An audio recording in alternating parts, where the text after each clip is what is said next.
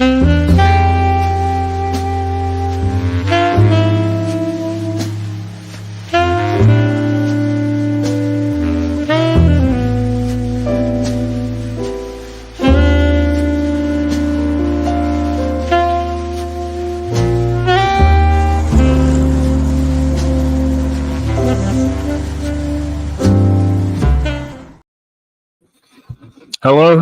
beautiful people, and welcome to another edition of The Professional Fan. I'm your host, The Professional Fan, Mike Antonase, or Professional Mike, or just Mike. That's fine too. And on this edition, if you guys watched our Sunday game reaction and live, you know Browns fell to the Bengals by a point, 17-16. There have been some pretty valid crash outs and some crash outs that are probably, a little early on. However, as the optimistic Browns fan that I am and the homer that I am, I'm going to talk about some good stuff that happened. And the Browns did have some silver linings. The offense moving the ball pretty well. The defense looks like they're back to 2023 form and could be extremely successful as long as the offense doesn't tire them out and the defense doesn't quit by the middle of the season. We'll have to see. However, I'm not here to break down the whole game today. I'm not even here to break down how the offense moved the ball, that good stuff. I'm here to shine a light on, I know it's been a game, but through training camp and one game, what could turn out to be Andrew Berry's masterclass since being named general manager of the Cleveland Browns all the way back in the 2020 offseason. So I'm going to share something with you, actually. I'm going to share a screen real quick because I'm going to hit on a bunch of guys, but two guys I want to hit on first. First and foremost, I'm going to hit on the man that I knew I was right about, and that's Carson Schwessinger. Rookie out of UCLA, 33rd overall pick for the Cleveland Browns, first pick of the second round, had an amazing training camp and an amazing preseason. And from all intents and purposes, with JOK's injury, we all knew Carson was going to be asked to play a significant role in the Cleveland Browns defense as the starting Mike linebacker. We just didn't know how that would go. How would the rookie take it? How would he play? How would his collegiate career transmit to the field? And Carson, at least in game one, balled. He absolutely balled. Per PFF, Carson was the third highest graded rookie in the NFL in week one. And this is per PFF's website.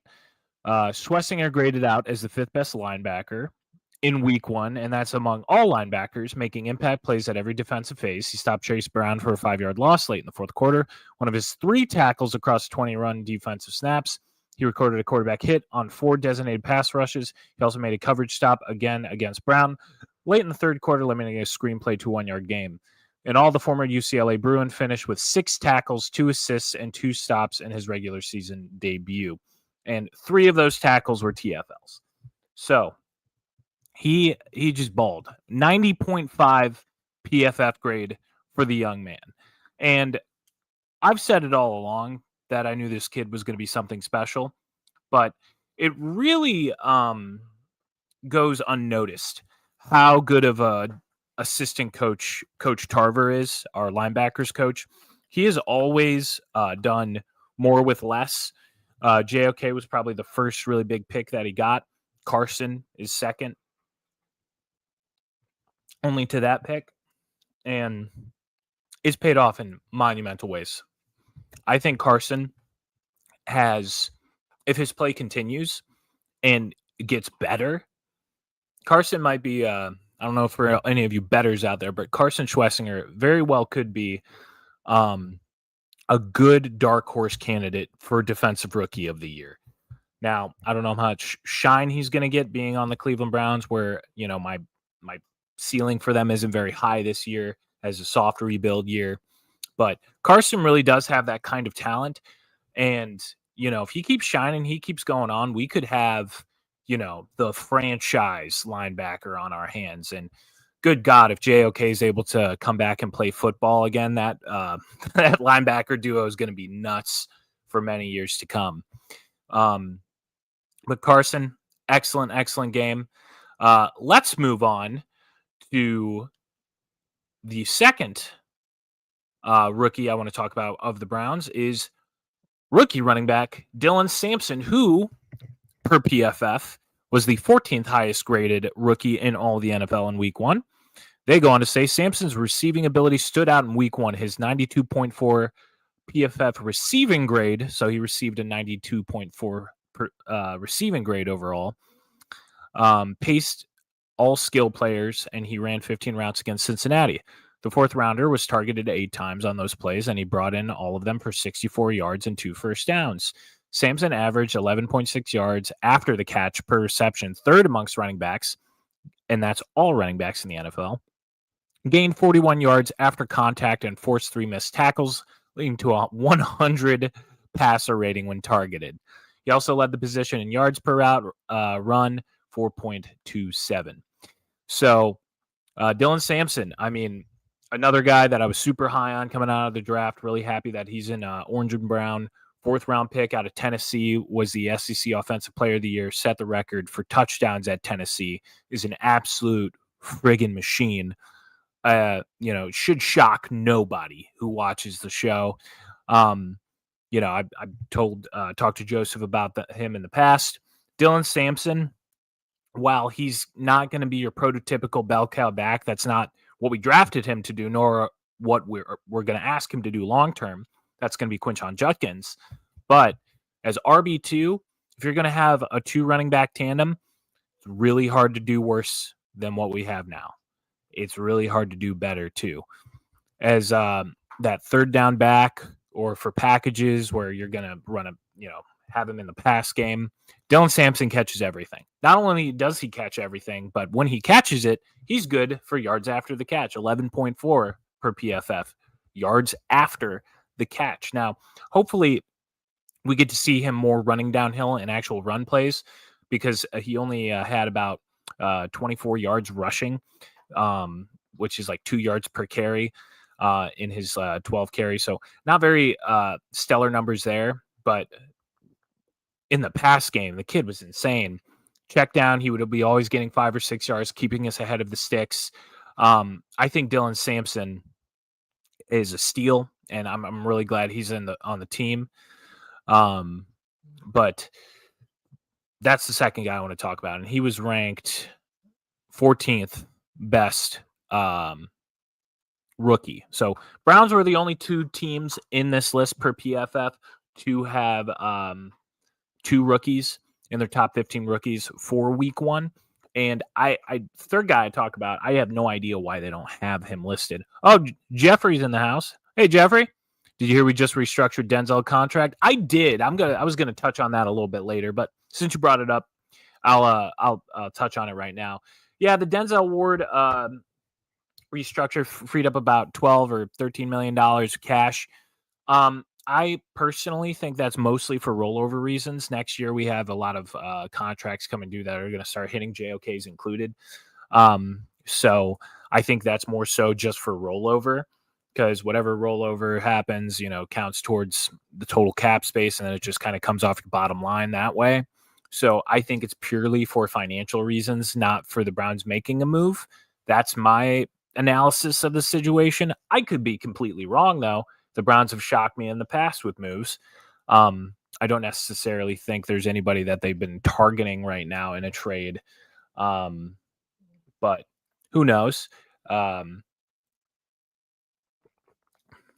I think that's for purely financial benefit at the moment. That's my take on the Denzel Ward restructure at the moment, but still fresh. There haven't been any rumors or anything about a trade or restructure signing, anything like that. Eagles was tweeting that they were getting Denzel, so maybe that trade is going to happen. It's not happening. there's been zero buzz. I've seen those tweets, and it's all coming from Eagles accounts and Eagles beat writers. Everything in the Browns side, we have no interest in trading Denzel Ward. Promptly hang up the phone. In a restructure, when you restructure someone like that, you have to pay them like a guarantee immediately. So it makes no sense to restructure and then trade because really you're just creating a bunch of dead cap the next year. So Denzel Ward, no. And at this point, Greg Newsome, no. And I was going to touch on Greg Newsome as well because now that he's back to his natural position as an outside corner, I thought he played a hell of a game. But I don't think we're trading Denzel Ward. I don't think we're trading any corners. Corners are hard to come by in the NFL. It's hard to find good ones. And, Denzel Ward's under contract for, let's see, we signed him to a 7-year extension, 23. So he's under contract that's a big contract and that's a long time. So it would be hard to trade him financially. And also the compensation we will want back would be too much for the Eagles to want to pay. Hey, Mike, you look great per usual. Hope all well. Just my sexy man. What's up, Humble? Appreciate it. The only way I'm trading Denzel the Eagles if they gave us one of those receivers. Yeah, I mean, that would be kind of even, Like, I don't want A.J. Brown. He's kind of getting older and he's a little bit of a head case, but Devontae Smith's still young, really good, and he would have an expanded role here. He would be the true one. I could see us doing that, but then again, you're like, you're putting eye drops in one eye while you're cutting out the other with a knife. You know what I mean? Like, hope that's not too graphic, YouTube, of an analogy, but you're taking away from one very important skill position and just giving to another. I don't foresee that. And also, I don't even know why the Eagles are looking at corner. Cooper DeJean and Quinyon Mitchell are two of the best young DBs in the game. And now they have Andrew Makuba, who's a machine. I really wanted the Browns to draft him. I'm so upset that they didn't.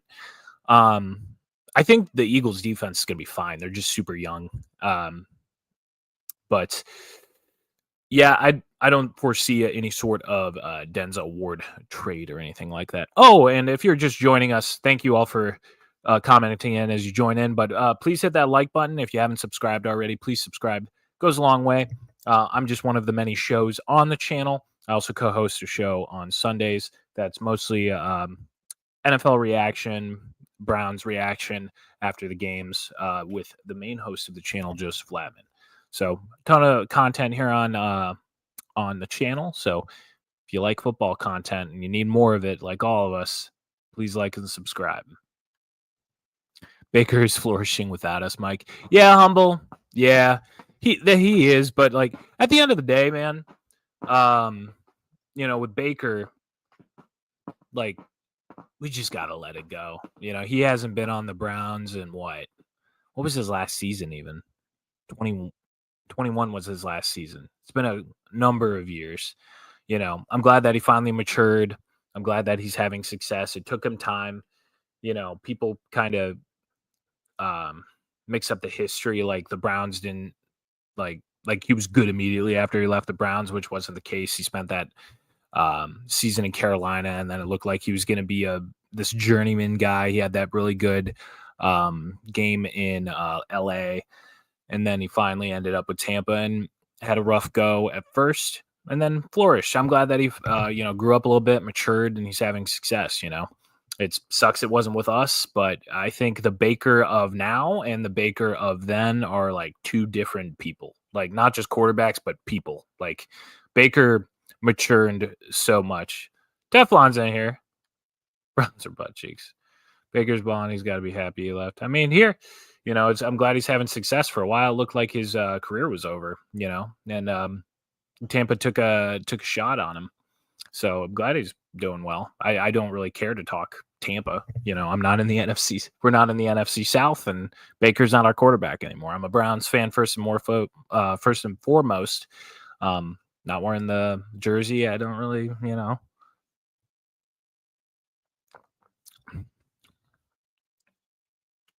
Yeah, I think Jeff says it best here. Baker Mayfield was never going to be Baker Mayfield with the Browns. He needed some of that humbling. Yeah, I agree. He really did need to mature, get that like first overall pick out of him.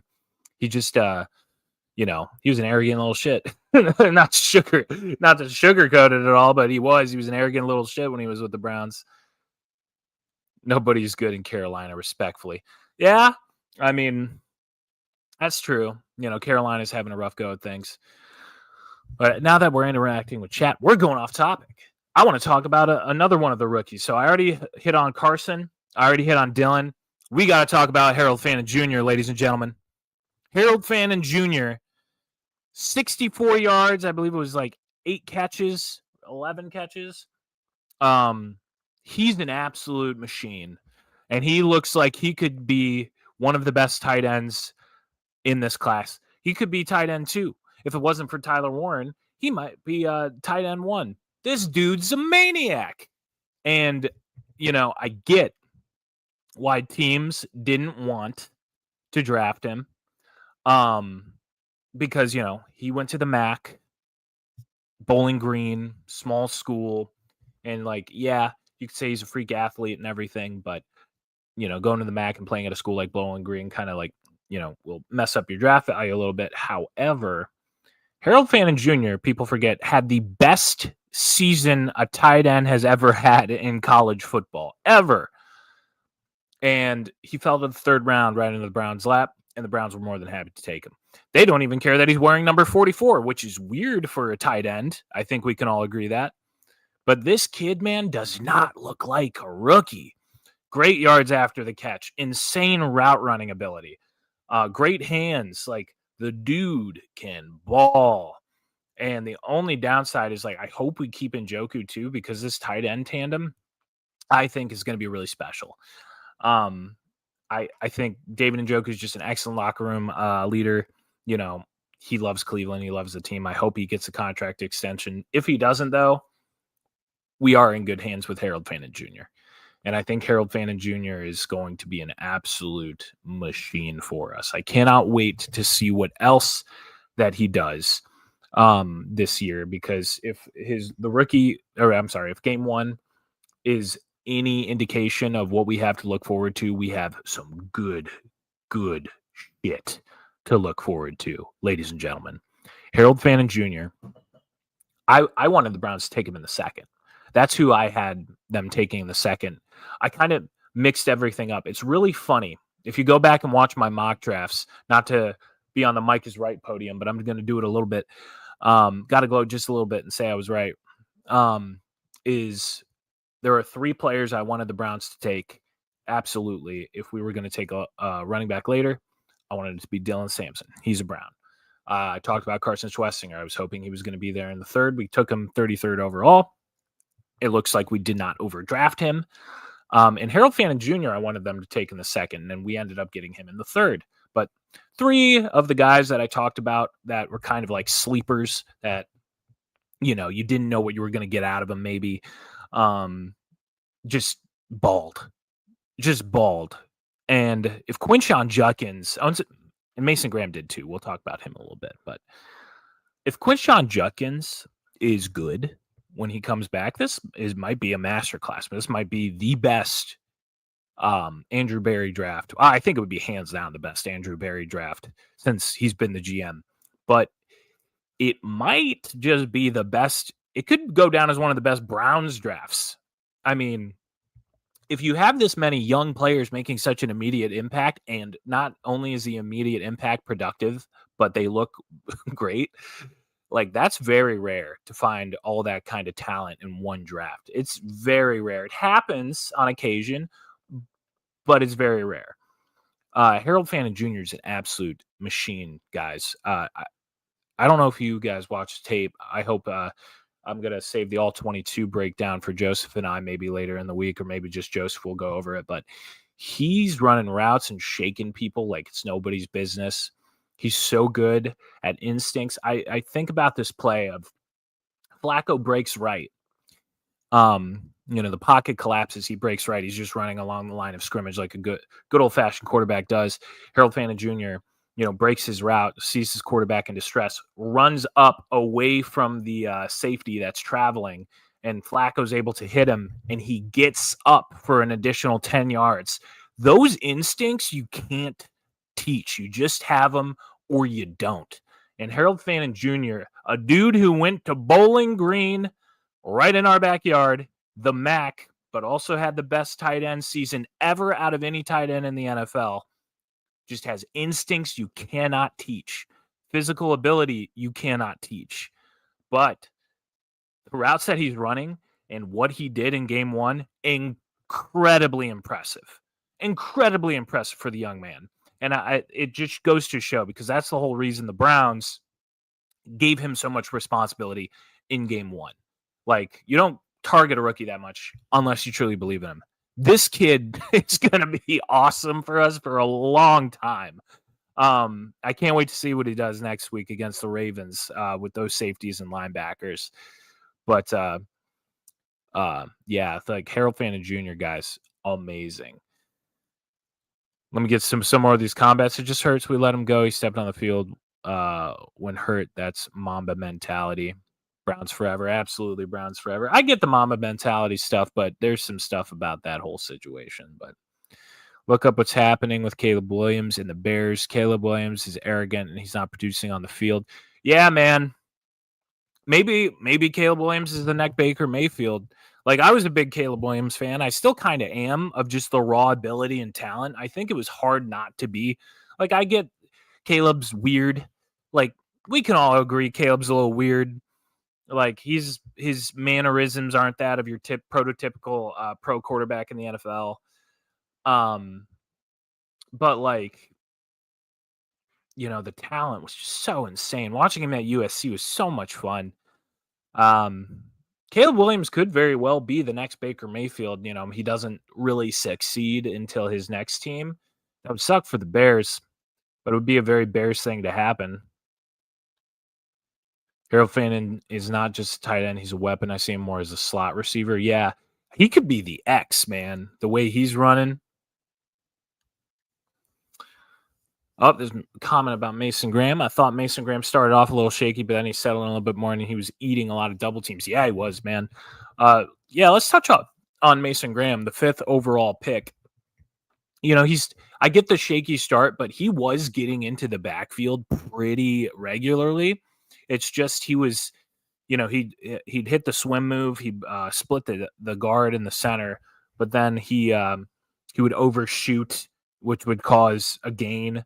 Or he would bottleneck the wrong way. But after the halftime adjustments, I mean, that fourth quarter, and the end of the third, of not allowing hardly any yards. Yeah, a lot of that was the pass rush, but not allowing hardly any running yards, that was all Mason Graham, dude. That dude was just like, it's not going to show up in the stat sheet, because defensive tackle is one of those thankless jobs in the NFL that if you have a really great one, you as a fan know you have a really great one, but everybody else is going to be like, oh, Mason Graham. But that dude, I mean, that fourth quarter was all him. He was shutting it down completely, man. He looks like the 5th overall pick. Thank God. I was worried there for a little bit, folks, that Mason Graham, I was like, oh no, please don't be the Julio Jones thing again. I think it was hard for us all not to think that. But yeah, Mason Graham took over in the fourth quarter. He was excellent. It was so much fun to watch him. He really did look like the 5th overall pick. Glad I stopped that song. My ringtone on my phone is a copyrighted song, so only played for 3 seconds, though. Joseph said it best. Like, subscribe, and share, please and thank you. If the Bears move off of them, I wouldn't mind taking Caleb Williams in. I think it would be divisive. I also don't think that's the Browns' plan. If they move off Caleb Williams this year, the Browns aren't taking any more flyers. The Browns are going to pick their guy next year. I think that's where we're at. I think that's where the team's at. I don't blame them for doing that. But yeah, I think I think next year is going to be the Cleveland Browns' time to pick a quarterback, which it looks like they're going to have the pick of the litter. I mean, there's a ton of guys that could be franchise caliber, and I use that word so you can't clip me. Could be. I'm a Garrett Nussmeier, Cade Klubnik guy. Cade is slowly going down, though. He hasn't had a great start to the season. Maybe he can clean it up, but Garrett Nussmeier looks pretty good. Pretty good. So does Lenore Sellers.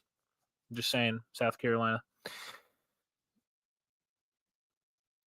Wait until we get Mike Hall and Mason Graham. Hell yeah, dude. And Mike Hall's going to be back healthy. I think we get him back to practice this Wednesday, as well as Quinshon Judkins. So we'll Mike Hall, dude, and Mason Graham. That's a scary entendre right there. I think it's going to be so much fun to watch. Hopefully Mike Hall has fully rehabbed from his injury, and he is what we saw flashes of his rookie year, because that dude can get in the backfield, and he is too fast for a 3-tech. Like, I'll never forget against the Bengals, him just hawking down Joe Burrow, like sprinting at him and keeping up. It was the most shocking thing I've ever seen a close to 300-pound man do. Mason looks like the best defensive player in the top 5 of that draft. I'm saying it. Don't rule out Aller. Yeah, I'm not ruling out Drew Aller yet. I like Drew Aller. I don't have anything against Drew Aller. I know he had a roughish game against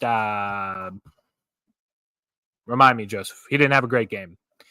But no, I like Drew Aller. Drew Aller's the exact size of a quarterback you want. Big arm. Local kid, would love to play for the Browns, which is actually, I know people are like, oh, that doesn't matter. It kind of matters. You know, you want your quarterback to be excited. You know, I think all of them will be excited, but Drew Aller would actually want to play here. So, yeah, no, I haven't ruled him out. Garrett Nussmeier's just probably at the top for me. I'm a big DJ Lagway fan. I want us to hold out for him. What he did to the Ravens game, chasing down Lamar Jackson. Yeah, dude. I remember that game too. Like, the fact that he was keeping up with Lamar Jackson, I was like, that is a 3-tech. You're not supposed to do that. A man that big isn't supposed to move like that. I'm surprised he wasn't drug tested right after, if I'm being honest.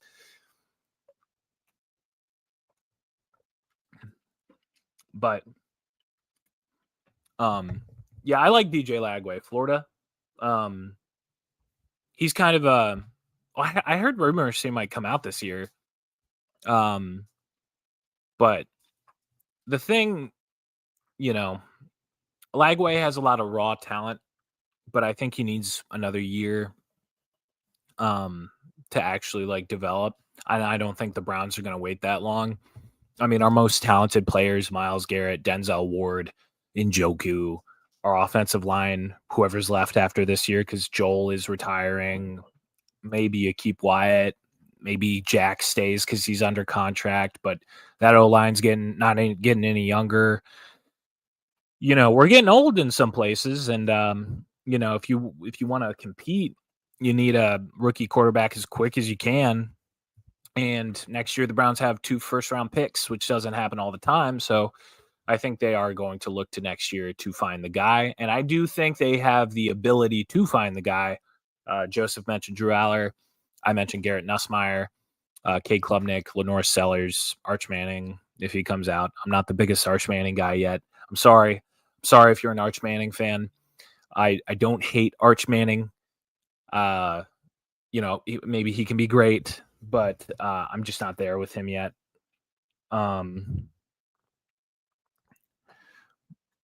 But yeah, I think it's going to be an interesting season for all. Let's see. Go watch Hall's highlights at Streetsboro. Hell yeah, dude. He was insane at Streetsboro. That man was fast. You want to see Luke Whippler? Yeah, man. I think Luke Whippler is the heir apparent to Ethan Pocic. I just can't remember. Is this his 3rd year or his 4th year? Let me look that up. I'm going to look that up.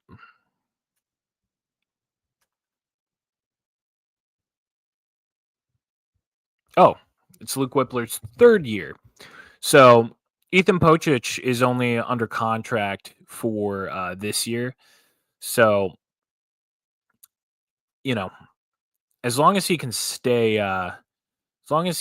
healthy, I think Luke Whippler will be the heir apparent.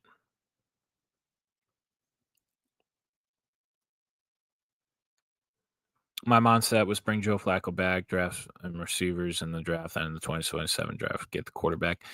Yeah, it's just, I like Lagway a lot, Jeffrey, and I think maybe there'll be some other quarterbacks that'll kind of come along. But this is the year where you have the Clemson quarterback for sure coming out. You have Drew Aller coming out for sure. You have Garrett Nussmeier, the LSU quarterback, coming out. You have Lenore Sellers coming out, who's been electric. You just have so many guys that I don't know if you can risk not getting a top pick or having the ability to move up to get a top pick, which the Browns have plenty of draft capital in this upcoming year's draft, that it just doesn't make a lot of sense to hold out to 27 where they've already kind of laid the framework for the plan. But I get your point completely, especially if you're a huge fan of that guy. Well, hopefully we can draft a quarterback and actually have that second round or that first round pick available for somebody like a Carnell Tate, Jordan Tyson. I really like out of Arizona State. There's another guy at USC whose name I'm going to just forget. I think it's Kai something. Mackay? Tori's in the house. Welcome. We restructured Denzel's contract, freed up a lot of cap space. Yeah, Tori. So I kind of talked about that a little bit ago.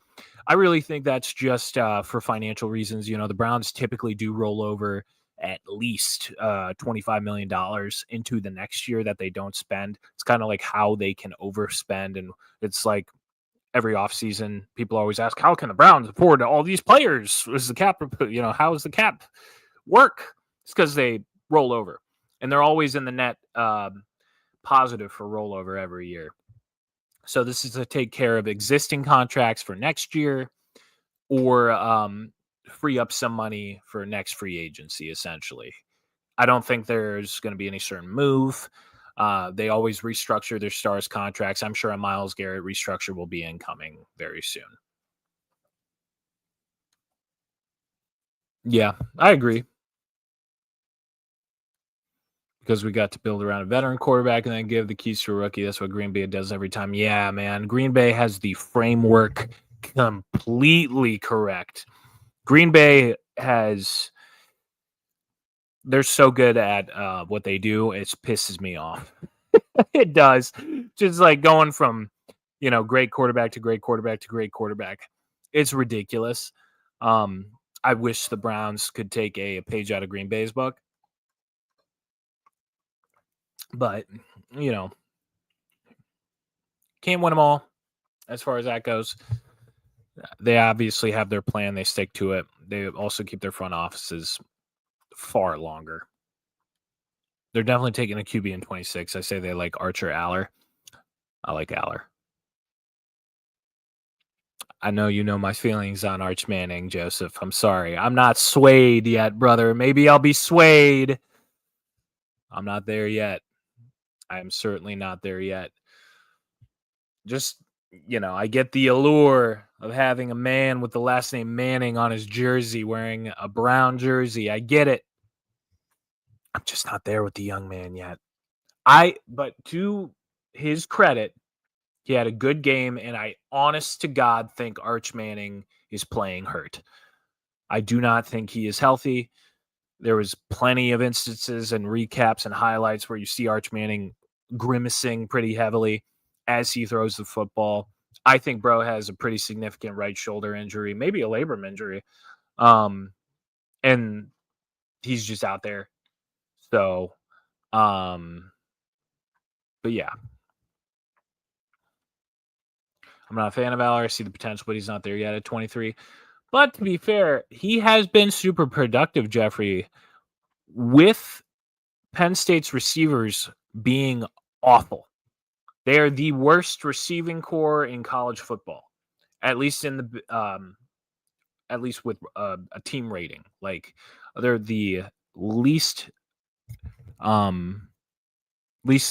competitive, least productive wide receiver core out of a rated team, in my opinion. I don't think there's anybody in their wide receiver room right now that is really exciting. They have like Nick Singleton is pretty great, and that's about it. But all right, folks. So my closing point is going to be there is hope. There is hope for the Cleveland Browns this year. Do I think we're a playoff team? No. Do I think we'll win 10-9 games? No. I think our ceiling, our absolute highest ceiling is like 8-9, basically 500, right? But that doesn't mean we can't have fun with the Cleveland Browns season. It doesn't mean we have to hate watch the team we love. You know, there's some stuff to get excited about with the Browns. The Browns rookies look great. This, like I said, could end up being Andrew Berry's best draft since being the Cleveland Browns GM. And if everything continues, it could end up being one of the Browns' best drafts just ever, period. I think it's going to be a really, really fun season. And I know that's a hot take right now for Browns fans, but I really think it's going to be a fun season. And I want you guys to enjoy it. Sit back. I think we should all just take a moment to breathe, relax, sit back, and enjoy this season.